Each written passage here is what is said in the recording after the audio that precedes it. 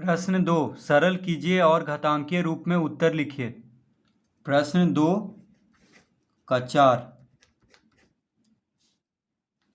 तो प्रश्न है 3 का घात 0 जोड़ 4 का घात 0 जोड़ 5 का घात 0।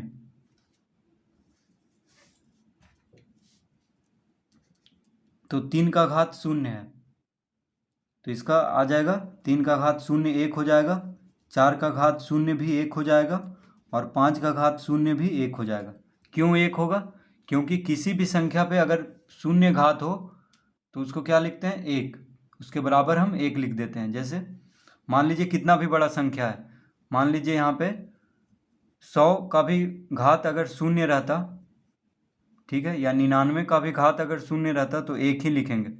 यानी कोई भी संख्या हो अगर घात 0 हो तो क्या उसका मान आएगा? 1। तो इसका उत्तर हो गया 1 जोड़ 1 जोड़ 1 यानी 3। इसका उत्तर क्या आ जाएगा? 3। 5 प्रश्न 5।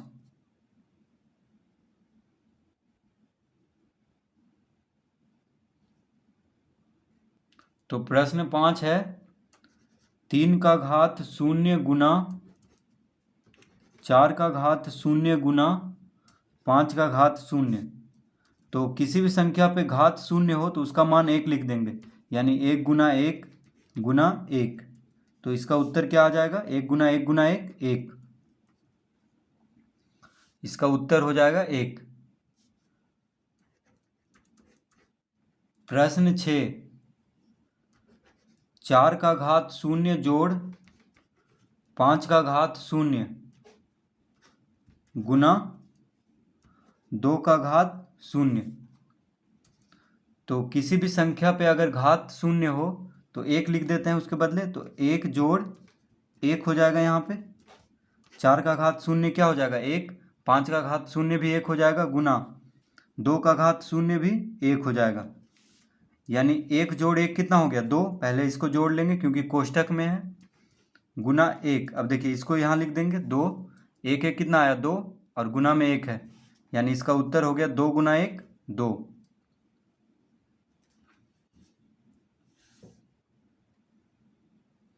प्रश्न 7। प्रश्न 7 में है 11 का घात 6 गुना 13 का घात 3 गुना 3 बटा 39 गुना 11। यह है प्रश्न। 11 का घात 6 गुना 13 का घात 3 गुना 3 बटा 39 गुना 11 का घात 2 है। 11 का घात 2 है। तो फिर से प्रश्न पढ़ लेते हैं। 11 का घात 6 गुना 13 का घात 3 गुना 3 बटा 39 गुना 11 का घात 2। तो पहले हम इसको लिख देते हैं जैसे लिखा हुआ है। 11 का घात 6 गुना 13 का घात 3 गुना 3 बटा, अब देखिए 39 को हम लिख सकते हैं, यहाँ पे सब अभाज्य संख्या है। जैसे 11 का 11 क्या है? अभाज्य संख्या है, तो इसको और अब और नहीं टूटेगा। 11 13 भी अभाज्य संख्या है तो ये भी ऐसे ही रहेगा। 39 देखिए भाज्य संख्या है, यानी 13 तिया 39 हम लिख सकते हैं। क्या लिख सकते हैं? 13 गुना 3, क्योंकि 13 तिया क्या होता है? 39। ठीक है,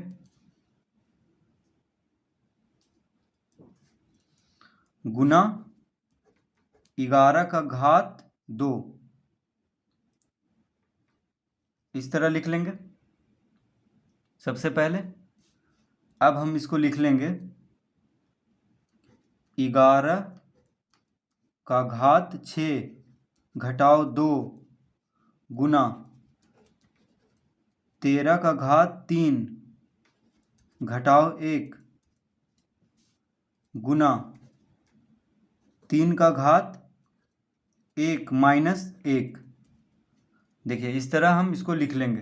क्यों लिखेंगे इसको हम समझते हैं बढ़िया से। तो 11 का घात 6 है और यहाँ पे 11 का घात 2 बटा में है, देखिए भागा में। एक तो 11 का घात 6 अंश में है, ऊपर को क्या कहते हैं अंश, नीचे को हर। तो अंश में है, यहाँ पे हर में है, तो भागा में हुआ। तो भागा में क्या होता है, जब आधार बराबर हो, जैसे यहाँ भी 11 है यहाँ भी 11 है, तो आधार बराबर हो और भागा में हो तो घात को घटा लेते हैं। तो देखिए घटा लिए हैं। उसी तरह 13 का घात 3 है, यहाँ पे 13 है सिर्फ, तो यहाँ पे कुछ नहीं तो एक घात है। ठीक है, 13 का घात 1 है, कुछ नहीं घात है तो 13 का घात 1 13 होता है, इसीलिए घात 1 नहीं लिखा जाता है, क्योंकि घात 1 अगर किसी भी संख्या पे घात 1 है तो वही संख्या हो जाएगा। तो इसलिए 13 का घात 3 माइनस 1 कर देंगे, क्योंकि आधार बराबर है 13 13 और घात अलग अलग है। जैसे यहाँ पे कुछ नहीं है तो घात 1 है, यहाँ पे 3 है तो 3 माइनस 1 हो गया, भागा में है। उसी तरह यहाँ पे 3 है, यहाँ भी 3 है, देखिए भागा में है तो कोई घात नहीं है तो 1 है, यानी 3 का घात 1 माइनस 1 कर देंगे। इस पे भी एक घात है, कुछ नहीं है तो इस तरह लिख लेंगे सबसे पहले। ठीक है, और बीच बीच में गुना दे देंगे क्योंकि 3 सब गुना में है। अब 11 का घात 6 माइनस 2 कितना हो जाएगा, 4 गुना 13 का घात 3 माइनस 1, यानी 13 का घात हो जाएगा, 3 में से 1 गया तो 2 गुना 3 का घात 1 माइनस 1 क्या हो जाएगा, 3 का घात 0, 1 में से 1 गया तो 0, इस तरह लिख लेंगे। ठीक है, अब देखिए 11 का घात 4 गुना 13 का घात 2 गुना 3 का घात 0। अगर किसी भी संख्या पे घात 0 हो, अगर किसी भी संख्या पे घात 0 हो तो क्या लिख देते हैं, 1। ठीक है, तो 3 पे घात 0 है तो 1 लिख देंगे। तो इसका उत्तर क्या आ जाएगा, 11 पे घात 4 गुना 13 पे घात 2। देखिए गुना 1 है तो 1 से किसी को भी गुना करेंगे तो वही संख्या उत्तर आएगा, यानी 11 का घात 4 गुना 13 का घात 2 इसका उत्तर होगा। तो इस तरह प्रश्न 7 हल करेंगे।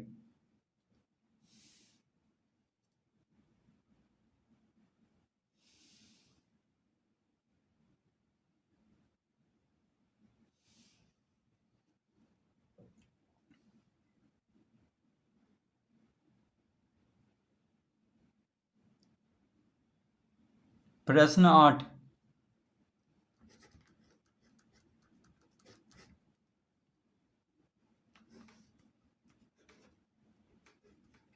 5 का घात 7 बटा 5 का घात 4 गुना 5 का घात 3।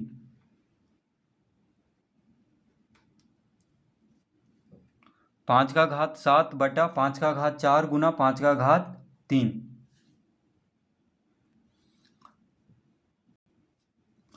तो इसको हम इस तरह लिख देंगे, 5 का घात 7 बटा 5 का घात 4 जोड़ 3। देखिए इस तरह इसको हम लिख सकते हैं। तो यहाँ पे जो है बटा में 5 का घात 4 गुना 5 का घात 3 है, यानी आधार बराबर है और गुना में है तो घात को जोड़ लेंगे, तो 4 जोड़ 3 लिख देंगे इस तरह से। अब ये हो गया 5 का घात 7 बटा 5 का घात 7। देखिए 4 3 क्या होता है, 7, तो इस तरह लिख लेंगे।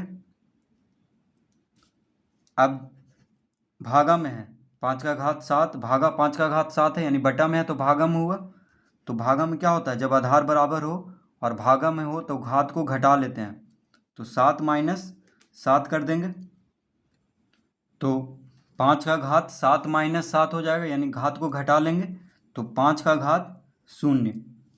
तो किसी भी संख्या पे अगर घात 0 हो तो 1 हो जाता है उसका मान। तो इसका मान क्या हो जाएगा, 1, यानी इसका उत्तर हो जाएगा 1।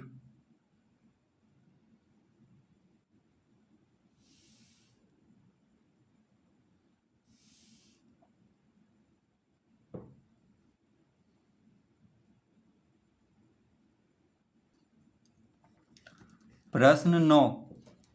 तो प्रश्न 9 है 3 का घात 3 गुना 3 और पूरा पे घात है 3।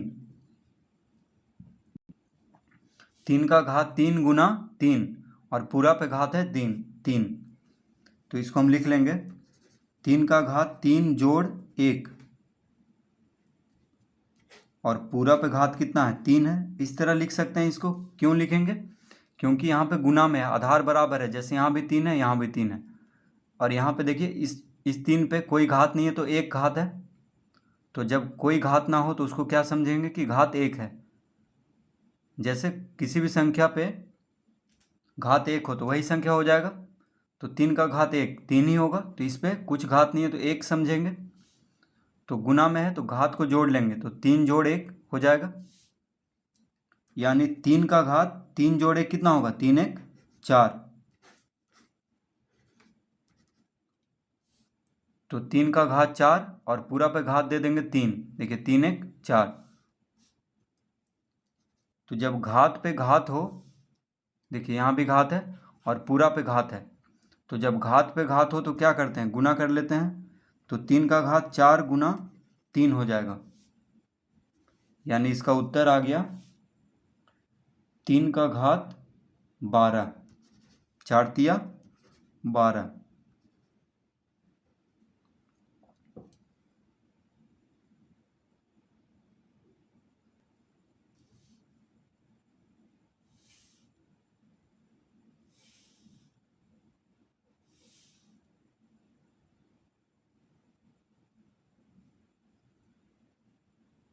प्रश्न 10।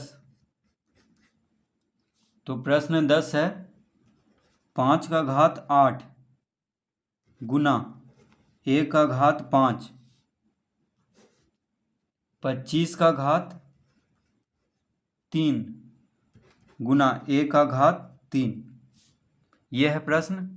5 का घात 8 गुना 1 का घात 5 बटा 25 का घात 3 गुना 1 का घात 3।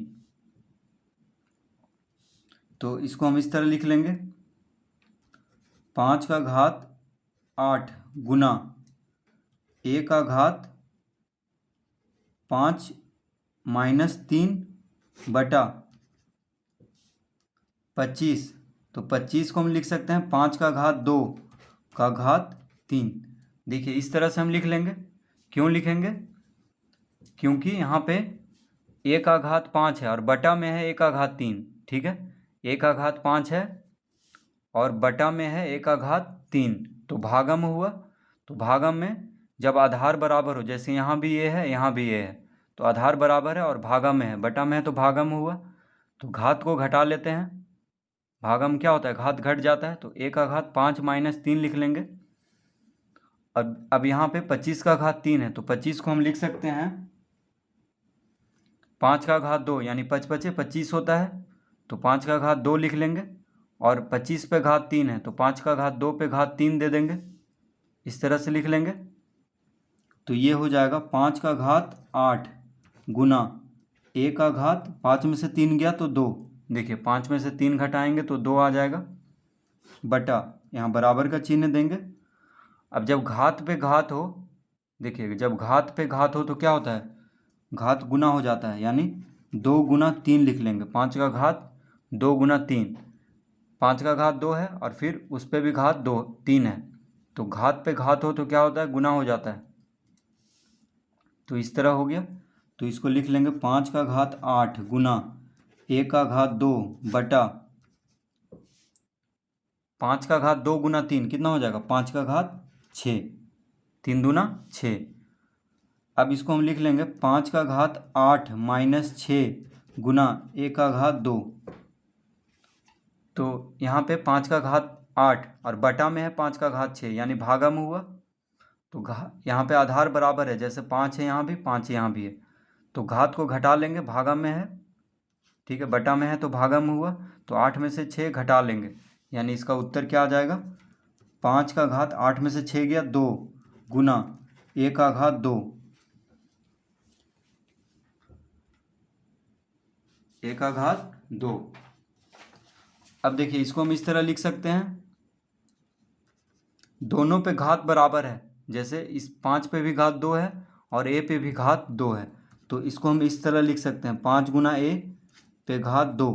देखिए जब दोनों पे घात बराबर है तो दोनों को कोष्टक में ले करके और उस पे घात दे देंगे, एक ही बात है। अब 5 गुना ए क्या हो जाएगा, 5 ए। देखिए गुना में है तो 5 गुना ए 5 ए हो जाएगा। ठीक है, 5 गुना ए 5 ए, तो 5 ए का घात 2 दे देंगे। इसका उत्तर इस तरह से आएगा 5 ए का घात 2, यानी 5 ए और पूरा पे घात है 2।